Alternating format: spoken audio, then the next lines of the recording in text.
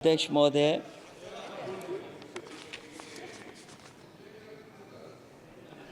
मैं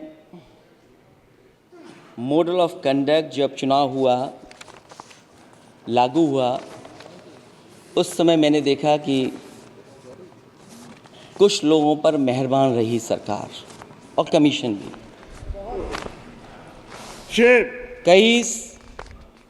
मैं बहुत डिटेल में नहीं जाना चाहता हूं अध्यक्ष महोदय,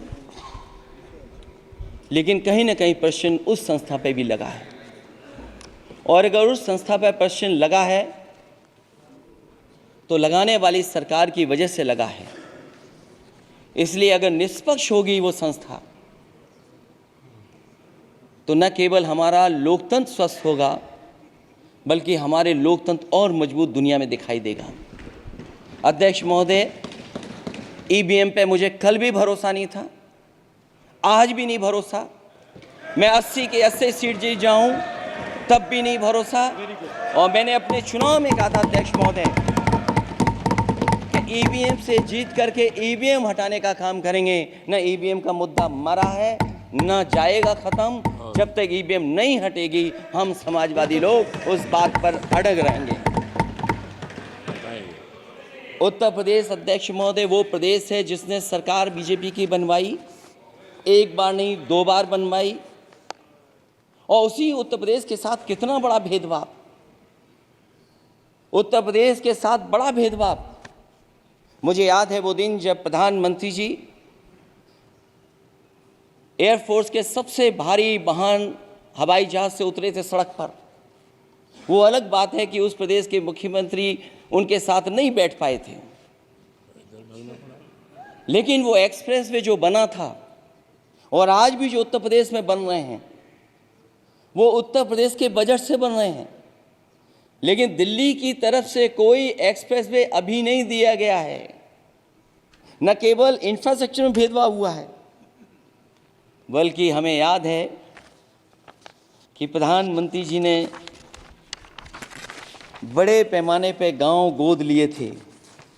और सोचिए, अगर देश के प्रधान सांसद अगर किसी गांव को गोद ले लें और उस गांव की तस्वीर न बदले तो शायद मैं नहीं समझता हूं कि किसी गांव की तस्वीर 10 साल में बदली होगी। मुझे वो गांव जिसको उन्होंने गोद लिया, जो प्रधानमंत्री जी की आदर्श योजना थी उसके तहत जो गोद लिया गया था गांव, वो 5 वर्ष पहले खूब शोर हुआ था कि बनारस शहर की तरह डोमरी में चमचमाने लगेगा एक गांव। हकीकत में कुछ नहीं हुआ। उसकी दुर्दशा वैसी की वैसी है, जैसे था गांव वैसे ही का वैसा है। टूटी सड़कें, कच्ची पगडंडियां, उखड़े और टूटे हुए ईंट के खंजे, बदहाल हैंडपंप, पावरलूम और पंखे के जाली के कारखाने को आखिर कब तक रफ्तार मिलेगी जो उस गांव में काम होता था, लोग करते थे। खाली पड़े रसोई गैस के सिलेंडर, अंधाधुंध बिजली कटौती के बीच इस गांव के लोगों को हर सुबह मजदूरी की कभी ना खत्म होने वाली तलाश आखिर कब पूरी होगी। तो सोचिए, एक गांव की तस्वीर ये है। जो गांव कभी गोद लिया गया था उस गांव की भी तस्वीर नहीं सुधर पाई है। जो भाजपा के स्मार्ट सिटी के झूठे सपने में गांव के लिए कोई जगह नहीं है। अपने गांव गोद लेने की जो बात कही थी, क्या वो भी जुमला था अध्यक्ष जी? पता नहीं जिस गांव को गोद लिया था उसका नाम भी किसी को याद है कि नहीं। मैं नाम पूछ करके किसी को शर्मिंदा नहीं करूंगा, क्योंकि अगर नाम याद है तो ये तो और भी बुरी बात है कि अपने नाम याद रखने के बावजूद भी कुछ नहीं किया।